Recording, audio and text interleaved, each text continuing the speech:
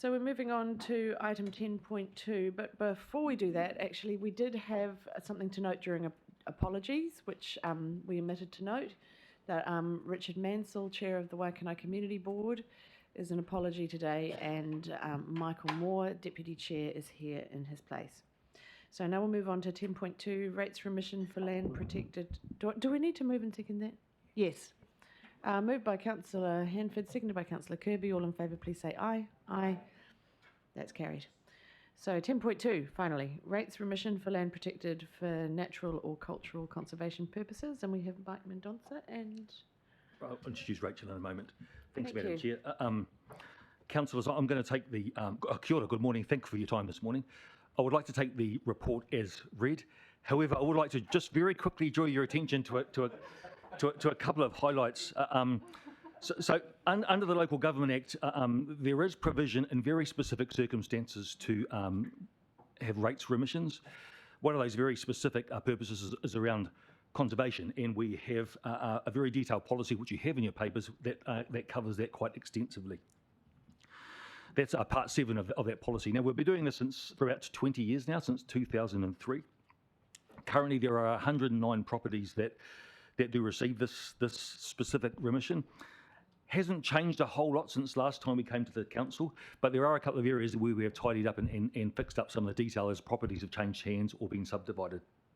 So it's just minor adjustments from last time. This is a pretty tight and pretty good remission that's very tightly run. And I'd like to introduce Rachel Ashdown, who is the person who actually does that running and has done all of the hard work here, and she's here to answer any specific questions that you might have. Thank you, Madam Chair.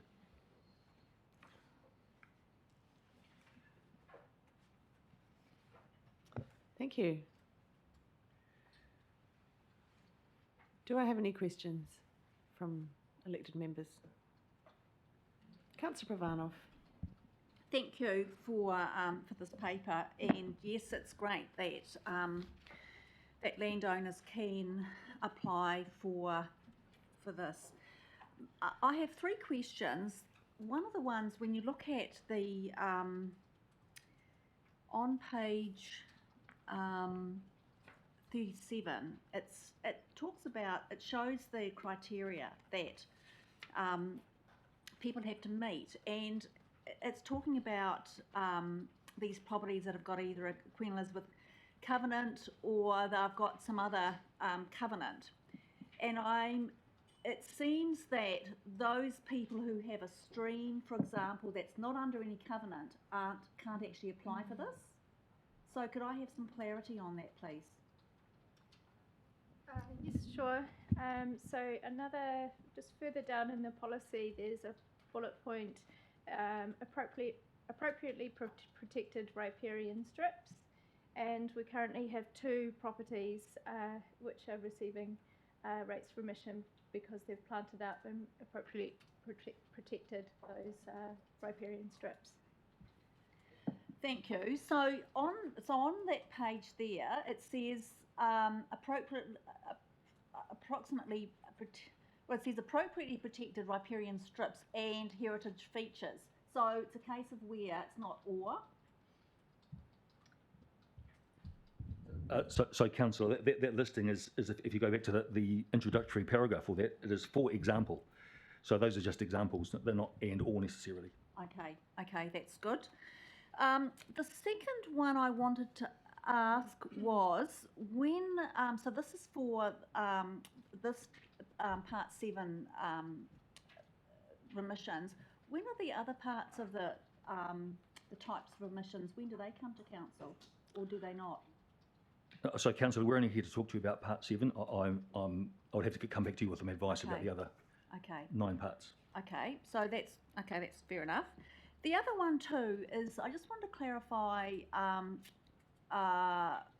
what type of changes were made, because I see earlier on in the paper it said that this is actually in the long-term plan, and I'm just wondering whether or not whether there have been some changes to the policy and whether or not they've been approved by councillors.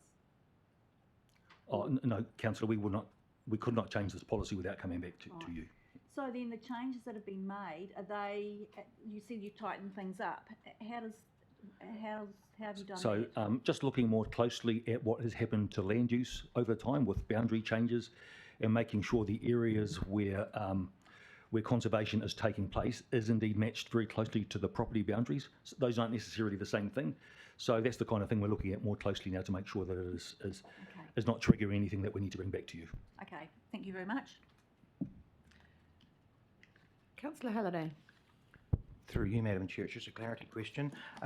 When people put all their applications in as such, it's a rollover situation, is that right, in future years? They don't have to keep reapplying with all that same paperwork each year? That's the scenario, That's isn't it? correct, yes. Yeah, lovely. Thank you. Councillor Wilson. Yeah, just a couple of quick questions. One is the land that's that has been offered back to Ngāti Haumea, Carl, who came in this morning. Is that rated? Do we rate that? Oh, I'm sorry, Councillor, I can't tell you off the top of my head. Oh, I can right. certainly I come think back to you on that. that's outside the scope of this report, but Yeah. we'll get that question answered. Thank Just you. wondering about that. And the GW did have a policy of, and I apologise, I don't know the answer to this, but did have a policy of rating covenanted land. So is that come as a portion of our rating? Again, Councillor, I'm sorry I can't answer that. I've only come prepared to speak to the specific recommendations you have in front of you. Oh, that's cool. Thank you. We'll find some answers to those questions another way. Pete Larissy. Just a couple of questions, thank you. Just for clarity, so who decides the protections? Is that central or local government? Typically, the landowner will come to us with their proposal for providing the protections. Okay, so the landowner actually requests the protection. Correct, yes. Right, okay, thank you. Yeah. Councillor Coфord. Thanks for that. Just looking at the rates, part 7, bullet point on page 38, it just refers to the extent to which the heritage feature is legally, for example, covenanted and physically fenced or protected. Does that have a bearing on the proportion of the rates remission, or does the council assist with the fencing of the protected area? In other words, if you have an ecological site, a bush site in Rahui Road, for instance, and you wanted to go for a remission and the fence was pretty bad down below by the road, would council assist with the fencing? Not at this stage.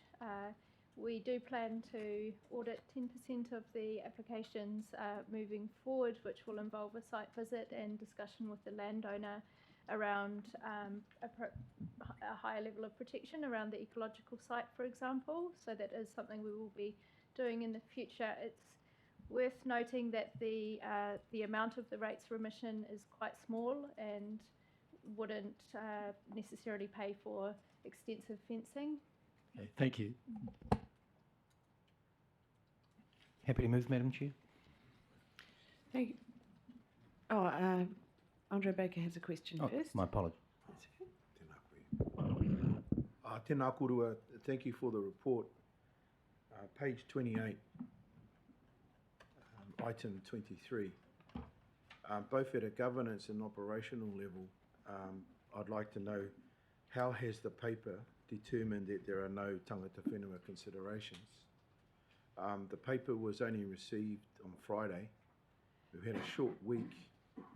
We've not had an opportunity for our consultants to review the list that has been presented, nor have we had an opportunity to determine if there are any considerations that we would want to bring to the attention and the notice of elected members of the council. It's a question to ask, how can we create further reflection of our engagement with council and mana whenua, particularly on matters that relate to whenua. So it's not a criticism, it's just asking the question, first of all, how has that been determined without consulting with us? And secondly, what can we do to create more efficiency so that, as I've said in the past, we can have input so that there is in fact kōrero, there is in fact a view that can be shared or offered when we're reporting to our council. And there is naturally an interest now being generated to look at those sites that may qualify for the rates remission, which we are absolutely supportive of. Kia ora, Andre. First of all, I note your, I note and apologise for that specific line. I should have picked that up. I would like to stress that we have a very good relationship with our iwi partners in the Taio area, and in fact meeting with the committee on Monday, but what we should be doing is going through some of these issues before coming to this table. So I do apologise for that oversight on my part. I'm sure that'll be rectified for future similar reports and for this one going forward. So Councillor Halliday was happy to move. I'm wondering if Councillor Cooper would like to second, seeing as this is actually a report where we're doing something. I think it's the first one today. So moved by Councillor Halliday, seconded Councillor Cooper. Right of introduction. Waived. Any debate on this? I'd like to thank council staff. Thank you, Rachel. It's a very and good to hear that this is being tightened up going forwards, and yeah, that we'll be following up on involving the governance of tangata whenua as well as the operational arm. So I'll put that to the vote. All in favour, please say aye. Aye. Against? That's carried. Thank you very much. Next we have Health and Safety Quarterly Reports, item 10.3 on page 47. And I welcome Diane Andrews.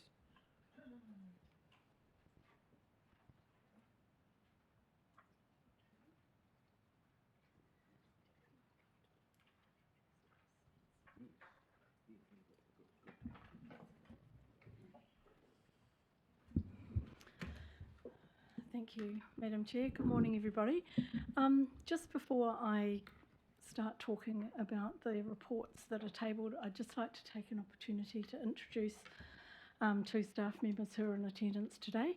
Samara Shaw, who is our current chair of our Organisational Health and Safety Committee, and Chris Greenslade, who is very recently joined us as our Senior Health and Safety Advisor. So I'd just like to put the faces to the names for you today.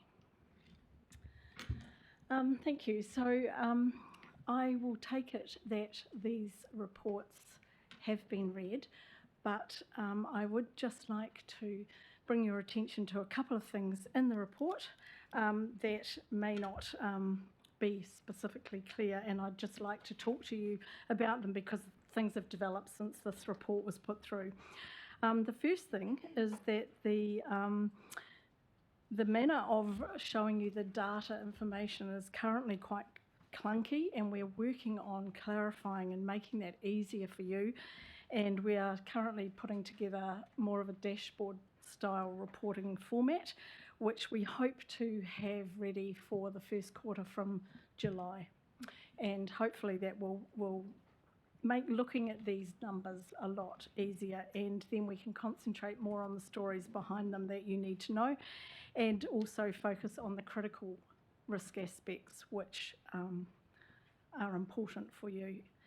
Also, just to support that, we have got a session on the 11th of May, which is an extension of the first health and safety induction workshop that you did with Samantha Turner. And for this session on the 11th of May, which is timed just before the next Risk and Assurance Committee, we will be working through some of the contextual things, looking at our critical risks and helping you to have an understanding of the context of what these reports are providing for you and how you can use those to fulfil your obligations of due diligence. So that will be hopefully a really good session, and obviously if we need to schedule further sessions, we will do that. Another thing I'd just like to bring to your attention is, unfortunately, there's a couple of typos in this. on page 49, under the executive summary, paragraph 4, there's a little sentence missing there around employee assistance program. Because we've introduced with our provider, we're just in the process of negotiating some new tools and opportunities for this program, and one of those is having access for elected members that will complement what is also available for you now under the Acona program, so that you've actually got the opportunity for 2 types of services if you wish, and obviously, as with the Acona, the employee assistance one for you is confidential as well. And also on page, sorry about this, my little sticker fell off.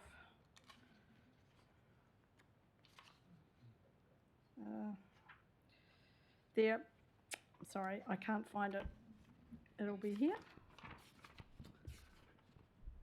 Oh, yes, on page 50, 2.2, emergency evacuations and drills, bullet point 2, there is just a little sentence missing there that says that the reason for the evacuation drills not being the same for EOC and animal management shelter buildings is due to the occupancy status and the size and context of that operational building. So just so you understand, that's why there's 2 different systems for doing their evacuations.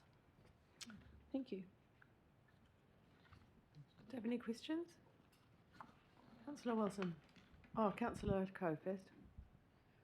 Oh, sorry. Thank you. Look, I'm a little bit concerned.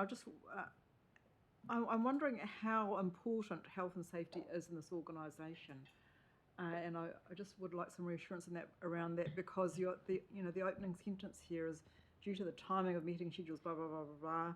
The reports have not had an opportunity to be formally presented, and I'm just wondering if that is consistent with an organisation that places an extremely high priority on health and safety.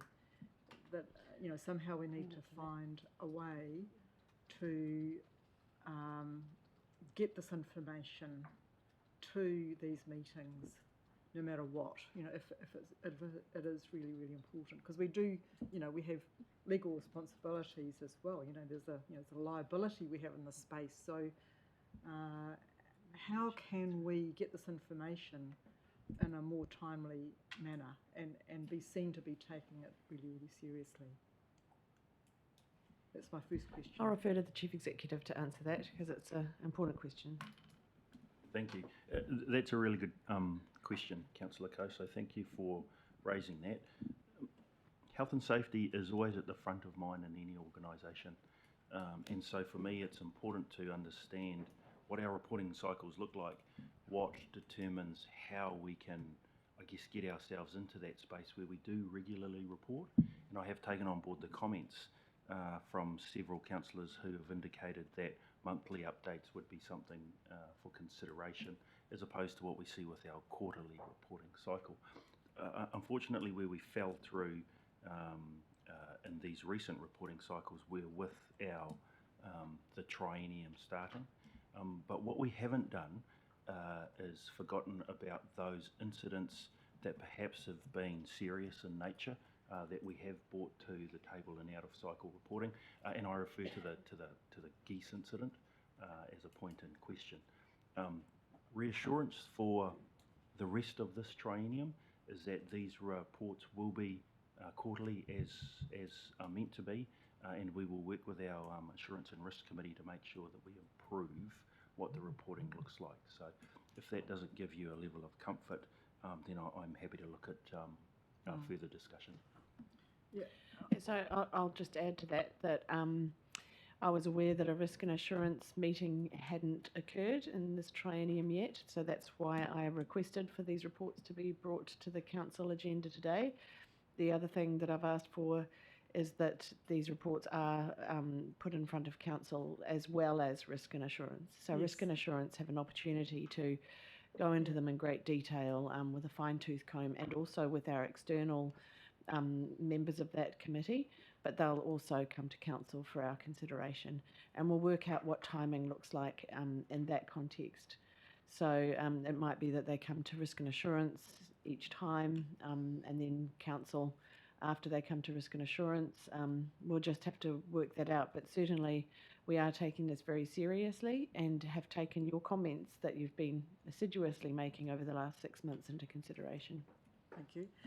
I have another question, which is around what we're doing with this information.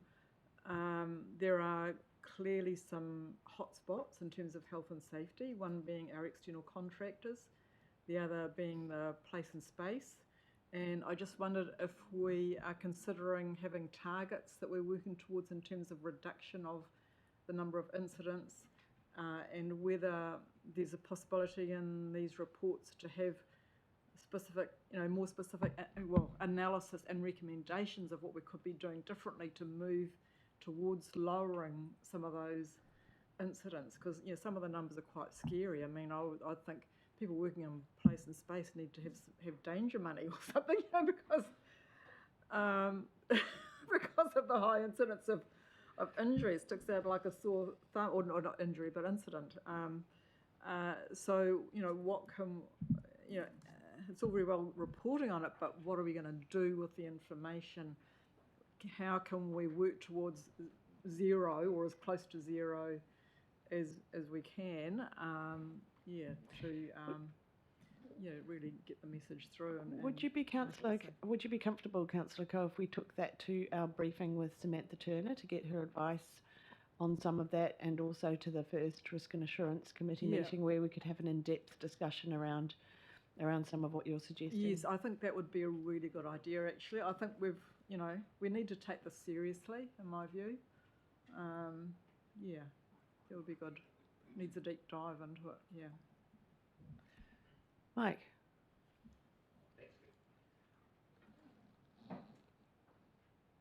Just waiting for the microphone.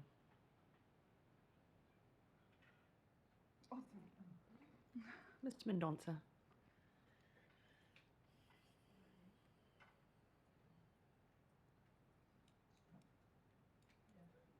It's the public speaking microphone. Thank you very much, Madam Chair. Look, just briefly on targets and statistics.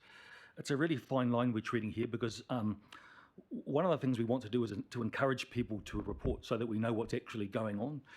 And the problem with setting statistical targets is what we don't want to do is have a culture where people don't report stuff, because then what happens is we don't know what's going on, and we know that that's when fatalities and serious harm can happen. So it's a fine line between the numbers you're seeing, in fact, which are honest and unvarnished, and not trying to sort of artificially suppress those.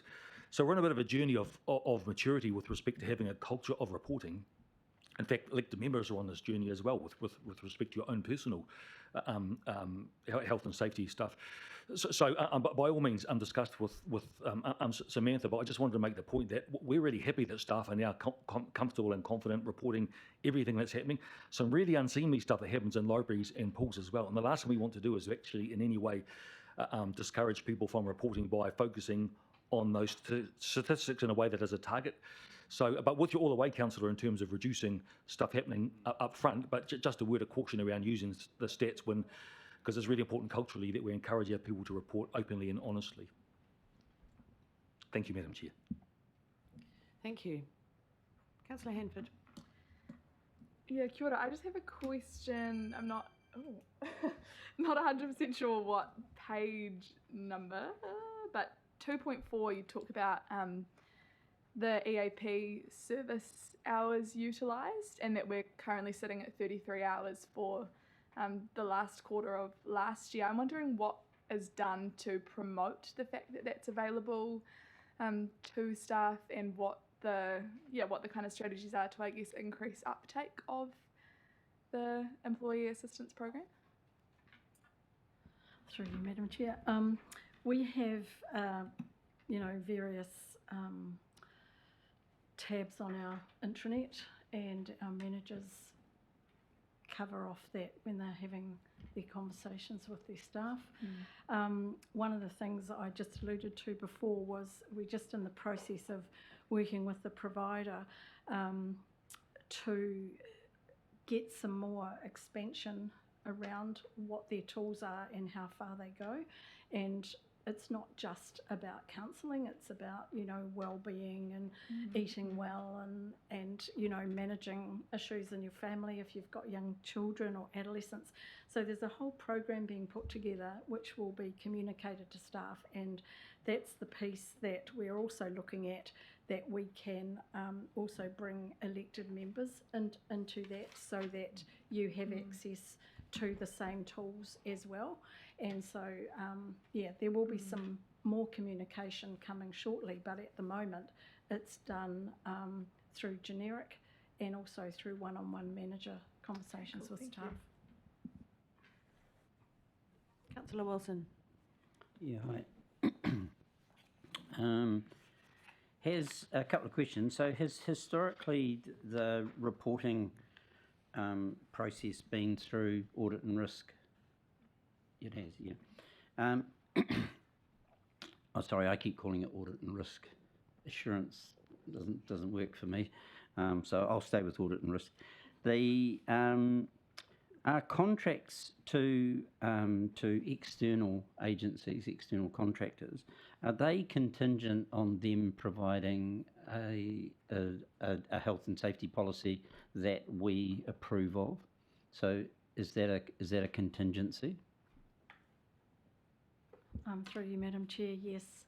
We historically had a approved contractors process, and when we talk about contractors in this health and safety reporting sense, we're talking about contractors for major works. We're not talking about people that we get in from an agency to help us with some admin work in our environment here. We're talking about major works contractors. And so we had a pre-approved contractor database system where we went through a list of checklists which include their health and safety policies, their training, what provisions do they have around monitoring, so that we could verify that they were fit to do the job that we needed them to do. Over time, because the nature of some of our major works and also with a bit of staff turnover, we started to lose a little bit of that in-house specialisation to really get into ferret through those approvals. So what we've been doing for the last 18 months is working towards, and it is live now, we have become part of the SiteWise, which is alluded to in the report, which the assessments for the health and safety competencies are done with specialised externals, so that you're confident that those contractors have a rating that can inform your opinion whether or not you should use them through the procurement process. Right. So you still have to check that they're good to do the work that you want, but it's a much stronger test now than what we've had before. Okay, and does that indemnify council against liability for, in the case of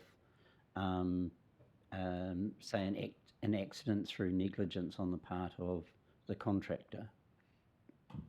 That's a whole different level of risk that I'm not in a position to give you a straight answer. Oh no, that's cool. Yeah. So presumably audit and risk would be managing that process. Absolutely, yep. and our legals, and also our contract managers. Okay, and just the last bit on the. Where there was talk about, this is in the executive summary, where elected members being part of this EAP program. So the next time a councillor wades into the middle of a melee in a local bar defending the reputation of council, are they somehow covered by this? So I just wasn't sure I'm not quite sure what the coverage is there, what that means, or if this is the wrong place for that, then I'm happy to take that offline, but if I just wondered what that meant. Sure. Through you, Madam Chair, right, so the EAP is short for Employee Assistance Program, And basically what it does is primarily it was established to provide staff with independent, confidential counselling. When they have some sort of trauma or stress or grief, over time it has developed to be wider, to be able to offer the wellbeing initiatives as well. But with the rise in psychological harm that is happening with everybody for various reasons, and in particular since post-COVID, and in particular in local government environments, because we are restricted around our services and our requirement for safety, because as you all know, that sometimes we have had to close our facilities because we haven't had the staff numbers to keep the operation safely going. It causes a lot of angst, and so we've seen a huge rise in that, and so we've got to focus on expanding these EAP services and also taking account of that there's a specialist need in there for, because the EAP provider provides you with counsellors, it also provides you with registered psychologists who also have the ability to refer if there are serious issues, so that goes even further. But the psychological wellbeing is something that the SLT and Chief Executive, we're focusing on, because we're seeing that we need to strengthen those programs even more than before, because of what's happening in our communities with our customers and our members of the public. And that doesn't exclude you, because you go to meetings, you get a bit of a hard time sometimes from people, and you might be feeling a bit horrible after that, and it might affect you. So we want to make sure that you've got the access to the same support that our staff have for those situations. Yeah, if I can just add, Councillor, it doesn't provide legal assistance should the melee involve the constabulary. It'd be fine till 11, isn't it? Thanks for that clarification, Chief Executive. Careful of those melees, Councillor Wilson, and community board members too, I hasten to add. Who's next on the list? Councillor Halliday. Thank you, through you, Madam Chair. First question I had was, I guess, a bit of a clarity question. It's on page 49, Executive Summary 1, bottom paragraph. I'll read it out. The senior leadership team continues to monitor and review leave usage. A recent outcome of this process resulted in 2 new leave provisions, one to enable employees to care for their dependents, one for employees to recover from COVID-related illness. I was just interested to know, from a leave perspective, are these additional, is there a monetary aspect to that as such, or is it time off that we're giving, or is it a new leave that's been introduced, or something along that sort of line? Yes, it's an additional leave provision, because what we found was that staff were using their own sick leave to look after their other members of their family, and so when they were sick, they were either not coming to, they were coming to work when they were sick, which was not ideal, but also they were finding it hard if they had no leave and they were having no pay.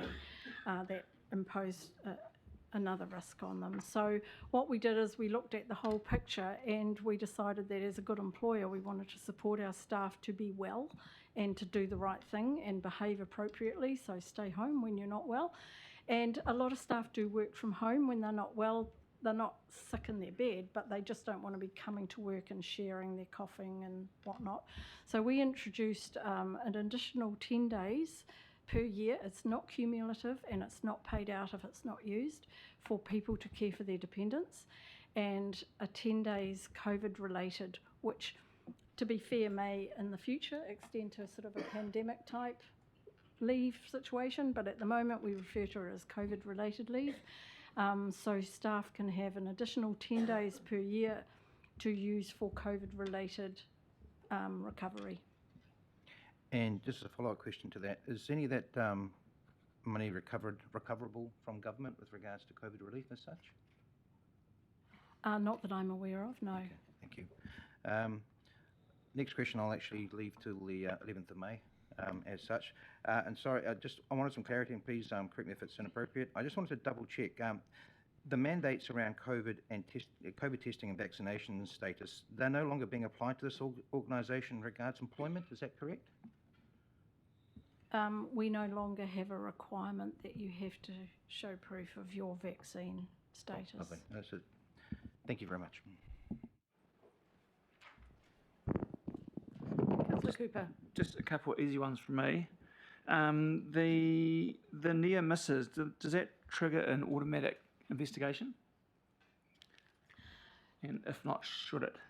Usually, unless it's something untoward that is just, something somebody's reported because, they know that they've done it. But what happens is the near miss happens, the staff member and the manager have the discussion.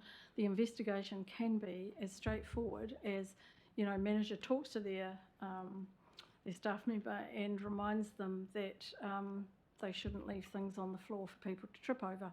Or it can be something a little bit more that, oh, okay, how did this happen? Oh, that mat slipped. Why did that mat slip? So they are investigated, but the depth of the investigation varies depending on the context of the incident. Okay, and would there be an expectation that the manager, even if it is a conversation and a lesson learnt, don't leave, brooms on the floor, would there be expectation that that goes through to the health and safety lead or not?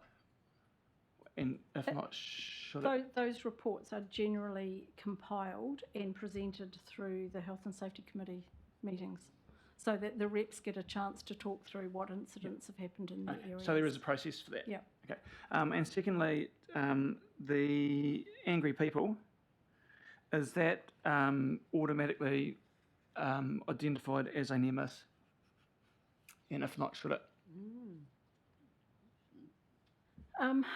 Sometimes it is a near miss, sometimes it isn't a near miss. Sometimes it's a near miss because somebody's felt a little bit, concerned, and other times it's full-on verbal or physical abuse, which is an actual event. So again, that goes to the discussion with the manager, and then we decide what that should be, whether it's more appropriate to be one or the other. I just wonder, just musing, I just wonder if, and again, it may not be a large process, I wonder if it should be an automatic near miss. The manager dealing with the staff member who's been aggrieved may not be across the information on that person that SLT or your health and safety people have. And if we use the example of that lady who's... Shall we take that to our workshop and have a further discussion, I think? Yep. Just one more question. In terms of the EAP, does that sit under site-wise, or is that an independent provider?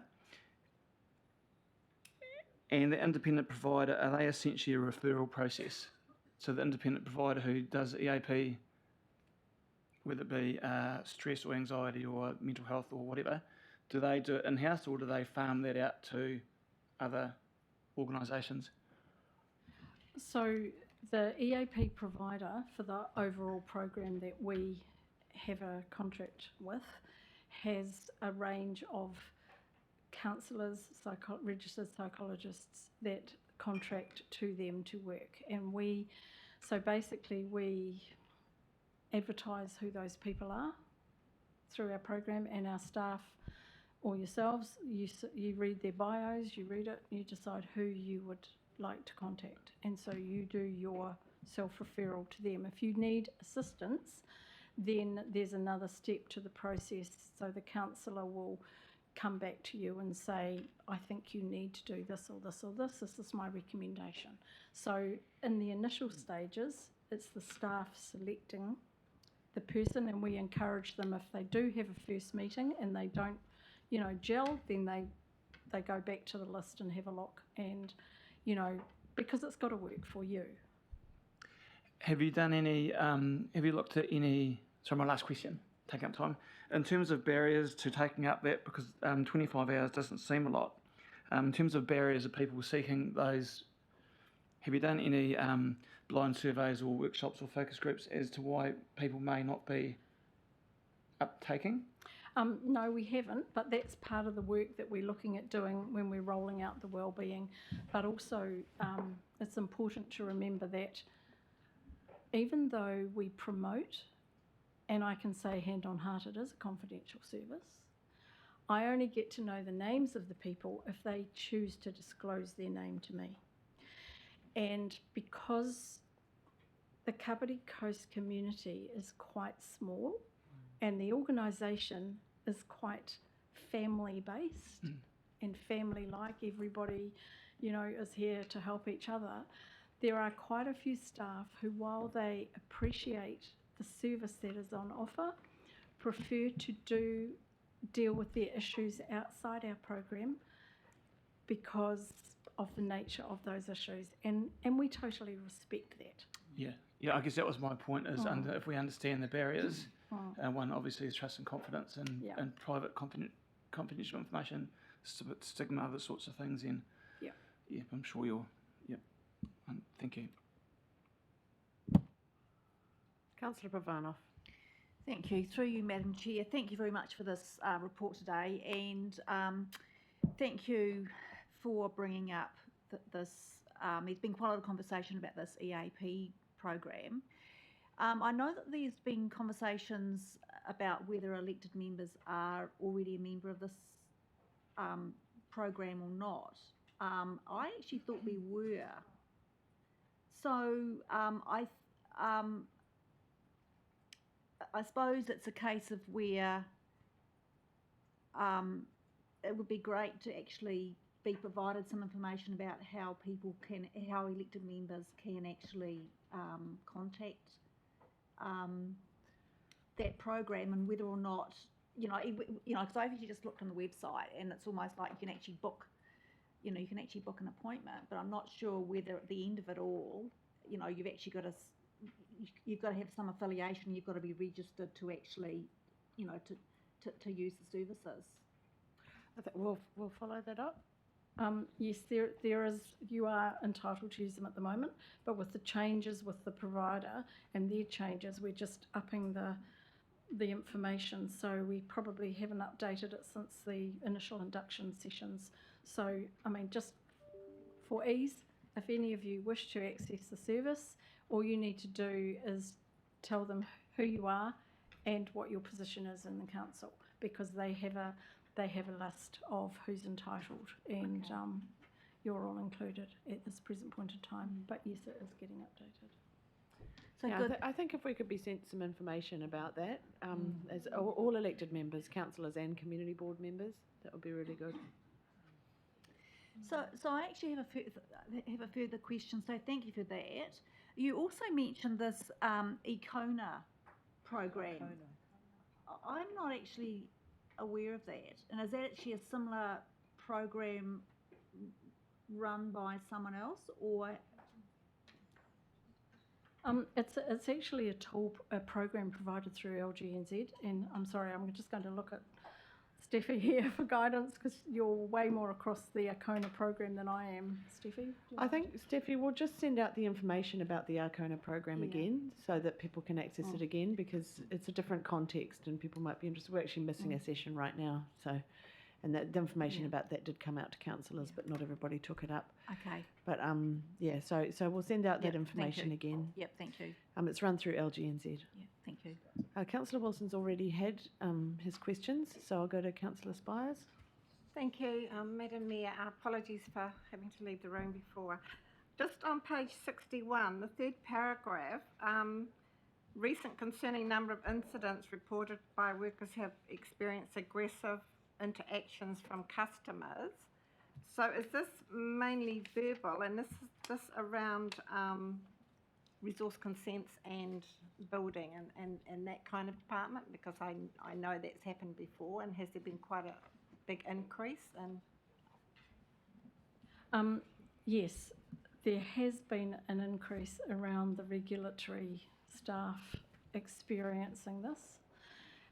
It is a mixture of, I'm not aware that anybody has been physically, punched or attacked. They are primarily verbal, but the nature of some of those verbal interactions gives rise to ongoing concerns for that staff member and may affect how they feel about doing their job. So that's why we're sort of putting a bit more emphasis around those, because people will say, oh, you know, they only shouted at you, you know, move on. But if you've had a cumulative set of experience, or if you've had ongoing experiences of people shouting and yelling at you, and because you're trying to do your job, that has a cumulative effect, and that can actually affect your psychological well-being.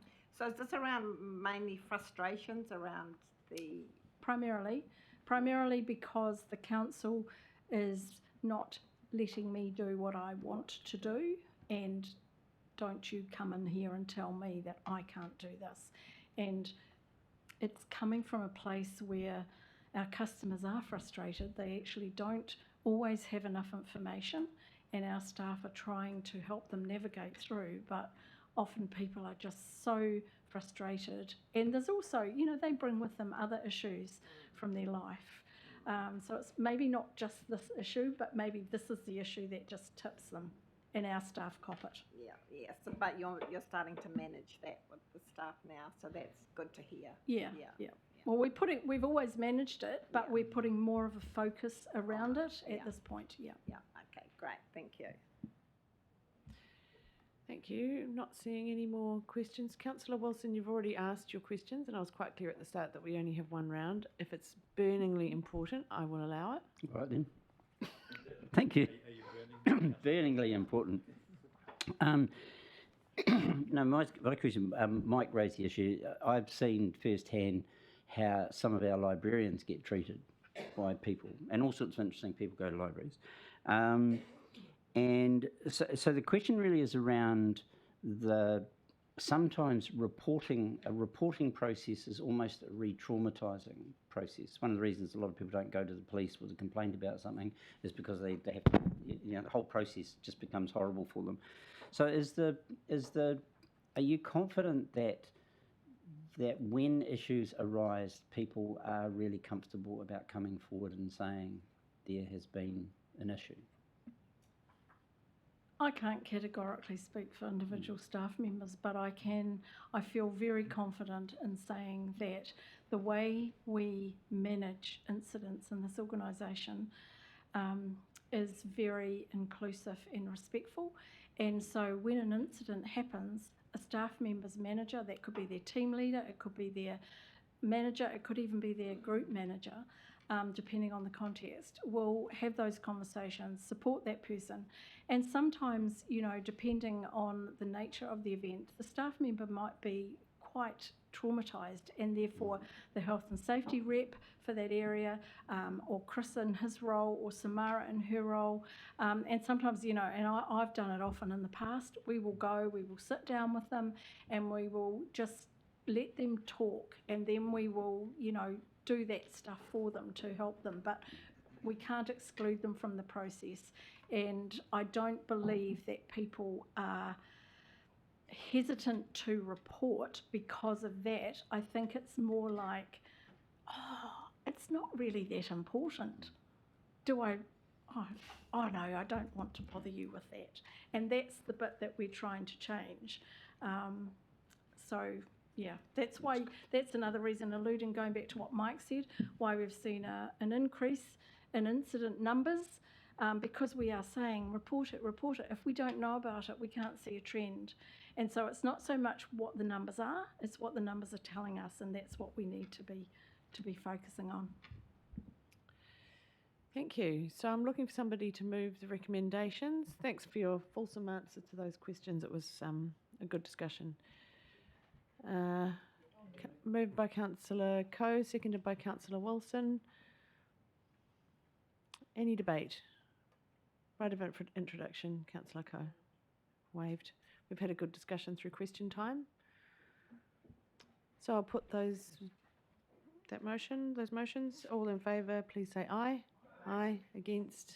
Carried. Thank you very much. Very good.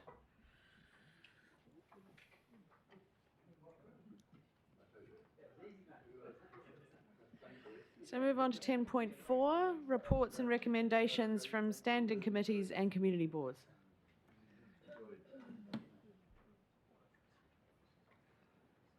Welcome, Steffi Haffel. Kia ora koutou, through you, Madam Chair. This is the regular report and I take it as read. I just wanted to point out that the Raumati Community Board has made a recommendation up to Council and they're asking that the findings of the Jacobs report be shared with the community before a consultation process is commenced. It is a follow-up recommendation from the last recommendation made to Council. And I can take any questions.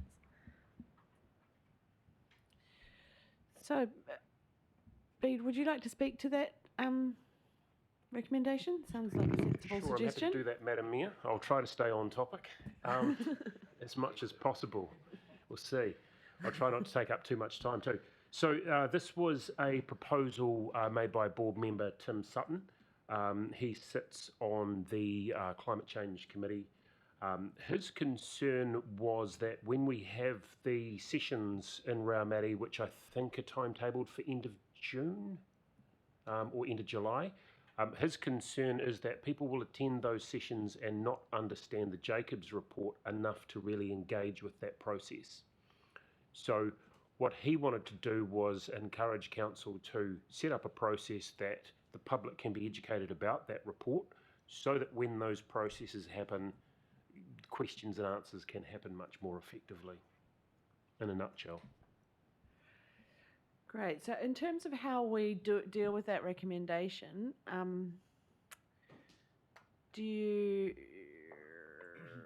you have any ideas about how that might occur, or are you happy for us just to move that we look at ways that that can occur?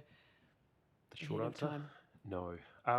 Yeah, we're happy to look at how to do that. We're happy to certainly happy to facilitate that as a board. Yeah, open to discussion on how best to do it. I think Chris has a response, and Sophie after that. Thanks.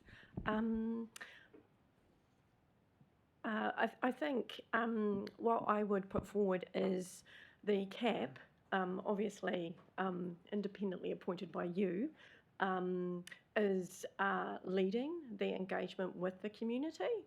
One thing that I think we'd propose to do is take the feedback that you have, Bede, to make sure as we go out that we can think about how we build in appropriate focus for engagement. Council staff here who aren't part of supporting the CAP wouldn't anticipate going out and engaging on the material that the CAP has commissioned and is working through. I think we have, Council has accepted the report from Jacobs, and that is underpinning the engagement that will progress.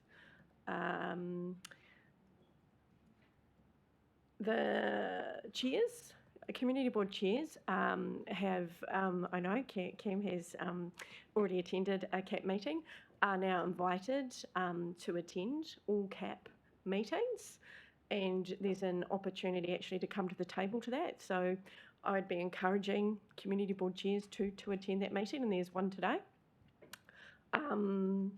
We are happy as we go through on the cycle of engagement to take feedback from the community on things that they have interest in or would like more information on. But I'm actually referring it back to the CAP so that they can respond to that rather than what I consider to be council staff. So it might be something that we can talk about at the CAP so that they have that feedback, and I will bring that up to them so that that might be the action that's taken, that I can convey that to them, that there's an interest in that. But we wouldn't be anticipating going out and consulting or engaging on that from this end, if that makes sense. Hopefully it does. So I'm happy to take the action to talk to them, but we wouldn't be actioning something separate to what they're planning to do. Yeah, but before Sophie makes a comment, I'll add that some of this information is available on the council website, so the community board could take a lead in sharing some of those links out to the community. Sorry, Sophie, if I've that's stolen your thunder. No. I was just going to say, I think that was the main intention behind Tim kind of bringing this forward, and the wording being that the community board requests council to support the organisation of public meetings, so that would be led, in fact, by the community board themselves, potentially through Tim. But if there was some staff resource that could support or kind of help to scaffold those meetings, then that would be good. But I think, to be honest, Tim is quite keen to just, I think the wider board is too, to just find ways of sharing that information directly from, the elected members through both community Facebook channels, but also potentially through a public meeting. So, Great. So I've emailed some suggested wording to council staff just now, I think. If you want to pull that up.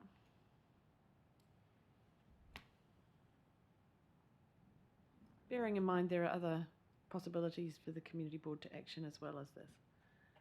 I'm just trying to reflect in a succinct way the advice we've had from the group manager. Did it come through? Yep. Just bringing it up.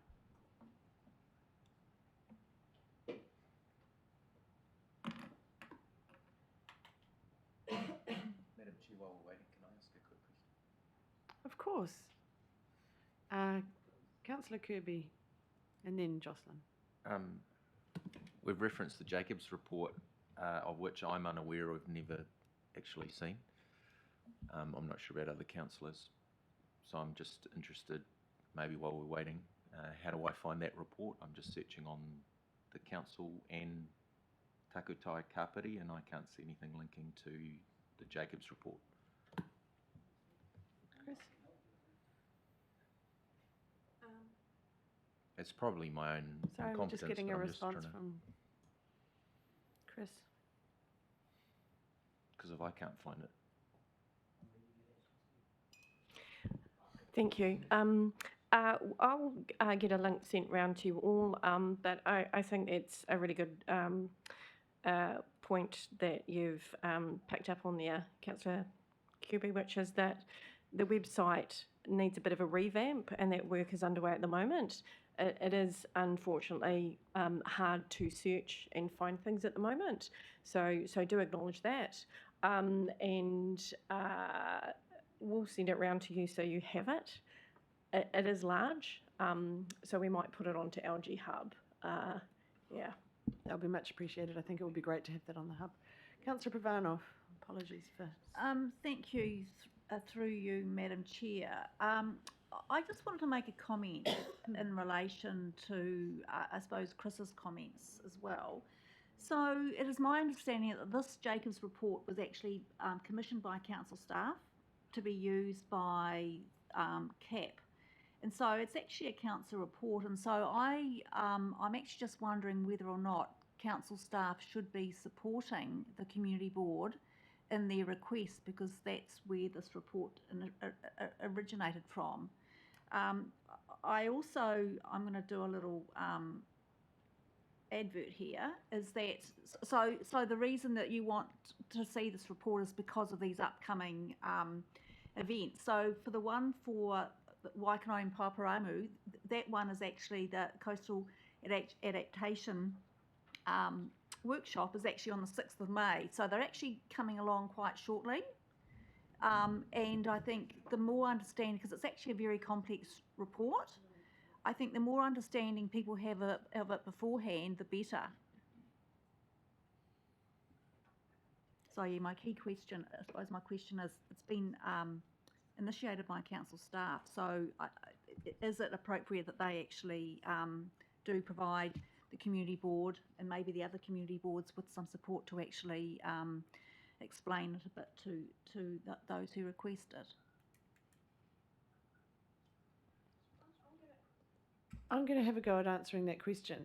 So, as a council, we have delegated the organisation and public engagement to the Takutai Kapiti Coastal Adaptation Panel. They are going around the district holding information meetings. That's actually what they're doing. To me, the community boards then organising meetings as well potentially would be a double up. But I think we need to think about it and we need to talk about it, which is why I've proposed this recommendation which leaves the door open to appropriate ways that council staff can support community boards to get involved with this process. And I welcome that the community boards are wanting to get involved with this process and help with that engagement. I think it's really positive, but we need to work out how that's going to happen going forward. So if we could just move this today, and then we'll have an in-depth discussion about how that might happen, because there'll be some complexity and some organisation to happen, and Chris is giving me a thumbs up. So we'll have a good discussion about all that as a council, but I don't think we can solve it today. So we'll put this. What I'm suggesting is we put this recommendation in as a placeholder, which acknowledges that this has come to the table and leaves the door open for a variety of options. Madam Chair, if I could just make one comment. It's my understanding that Jacobs report is just one piece of the puzzle that will go forward to the coastal adaptation panel making decisions. Yeah, that's for sure. One part of that absolutely. information. Absolutely. Very key part of it. Yeah, good point. Councillor Wilson. Just as a matter of interest, the Jacobs report is on Council's website. No. It's just, under coastal science, yeah, that's right.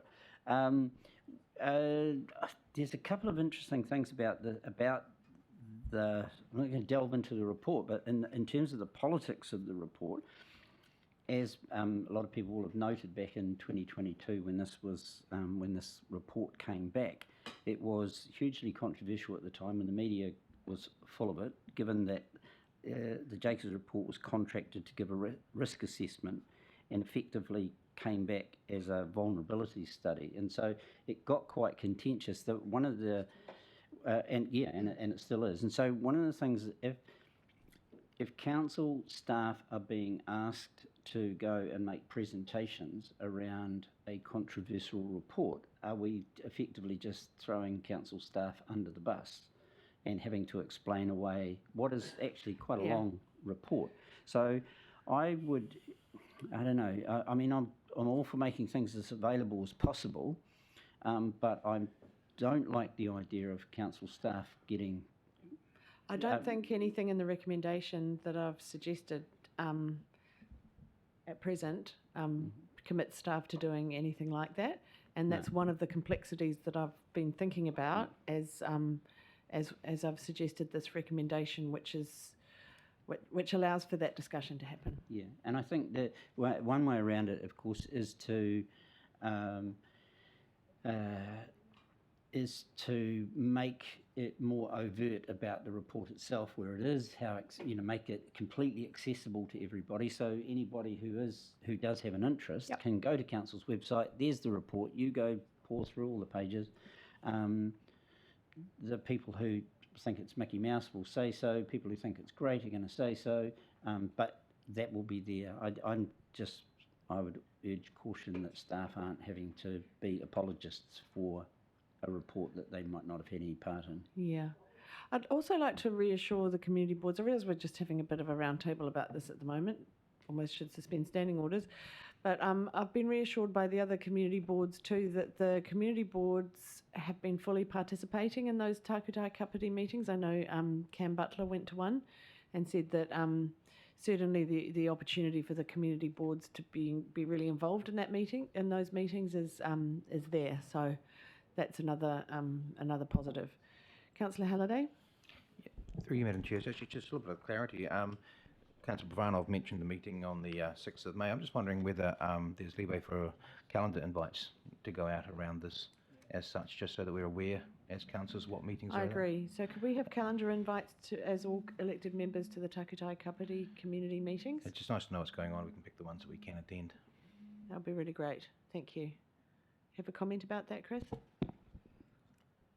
I do. I may just shoot round the terms of reference for CAP, because there's it's really clear about who can attend and effectively who can't. And at the moment, from council, there is a clause in the terms of reference that provides space for community board chairs to attend. I think the intention is that CAP will be coming back to brief council formally as a whole, rather than councillors attending the CAP. So that the way that it's being framed, I can come back and talk about it, but we've had quite extensive conversation in the background because initially I had hoped to invite you all. It may be that I can talk to the chair and see if there's an opportunity to open that. But as it's currently in place, that's what it actually says. So.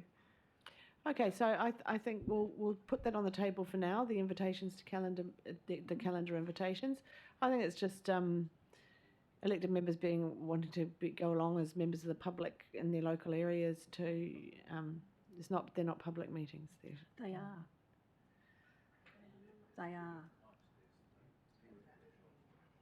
Sorry, I thought, yeah, so could we have some clarity around that? I mean, I don't want to go down a rabbit hole on this. It's a recommendation from the Raumati Community Board that they have sufficient information ahead of the meetings.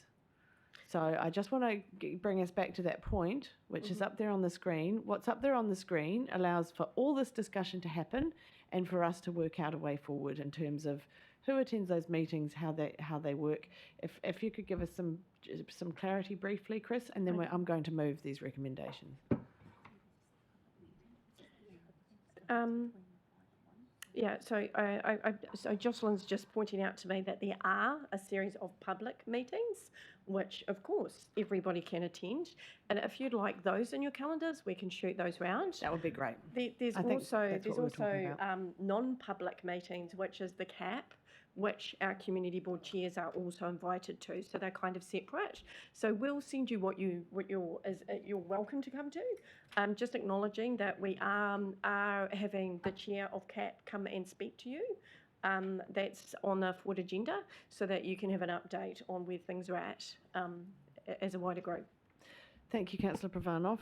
That's helped to clarify what we're talking about here, which is the public meetings. We're talking about sharing information with the community so they're fully informed ahead of the public meetings. I'm getting nods from the chair of the Raumati Community Board.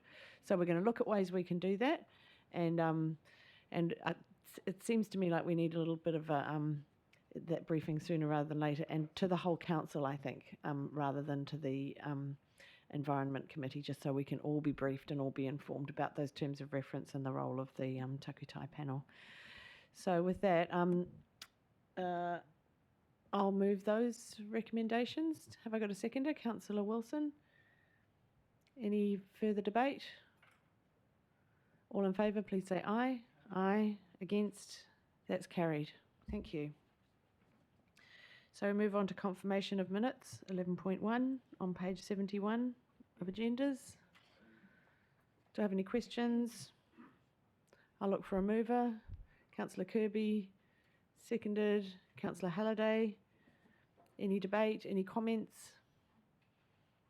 I'd just like to say I really appreciate how the draft minutes are coming around for our comment and our feedback. I realise that's an extra piece of work that staff have had to take on, and it's working really well, and I thank the elected members who made that suggestion. So those have been moved and seconded. All in favour, please say aye. Aye. Against? It's carried. So I'll now look for somebody to move us into public excluded. Move Councillor Halliday, seconded Councillor Kirby. All in favour, please say aye. Aye. Against? That's carried. Thank you for those who've watched us live on the telly, and yeah, we'll see you next time.